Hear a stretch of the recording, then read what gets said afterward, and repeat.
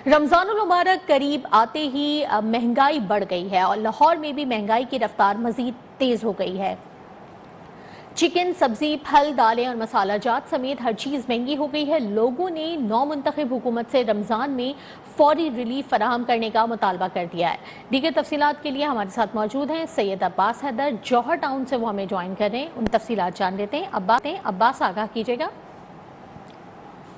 जी बिल्कुल, रमजानुल मुबारक करीब आते ही महंगाई का तूफान दोबारा से सर उठाने लगा है और ख़ासतौर पर अगर बात करें तो सब्जियों की कीमतें जो हैं वो आसमान से बातें करना शुरू हो गई हैं, जिनमें ख़ासतौर पर अगर बात करें तो प्याज रमज़ान में इसका इस्तेमाल काफ़ी ज़्यादा होता है। लेकिन अगर जो प्याज की बात करें तो दर्जा दोम का प्याज जो है वो भी 160 से 165 रुपये फ़ी किलो में फ़रोख्त किया जा रहा है, जबकि दर्जा अव्वल का प्याज जिसे लाल प्याज कहते हैं वो वाला प्याज जो है वो नायाब एक तो हो गया और दूसरा जो है वो नाकिस क्वालिटी का आ रहा है और तीसरा जो है वो बहुत ज़्यादा महंगा हो गया है। अगर मार्केटों की बाजारों की ओपन मार्केट की बात करें तो वो प्याज जो है वो 250 रुपये फ़ी किलो तक जो है वो फ़रोख्त किया जा रहा है, जबकि जो बाजार जो इतवार बाजार है यहाँ पर वो लाल प्याज जो है वो दस्तयाब ही नहीं है। दूसरी तरफ अगर बात करें तो भिंडी की कीमत जो है वो भी जो है वो आसमान से बातें कर रही हैं। 220 से लेकर जो है वो 270 रुपये फ़ी किलो तक फ़रोख्त की जा रही है और इसके साथ साथ जो है वो गोभी का रेट जो है वो भी काफ़ी ज़्यादा है।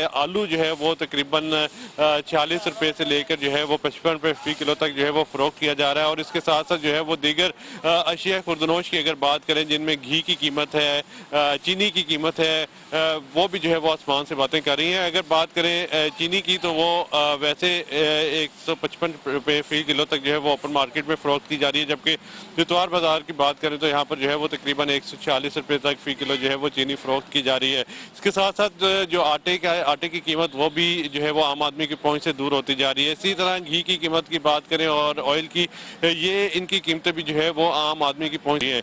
हमने शहरियों से हम बात की, उनका ये कहना है कि बहुत शुक्रिया अब्बास।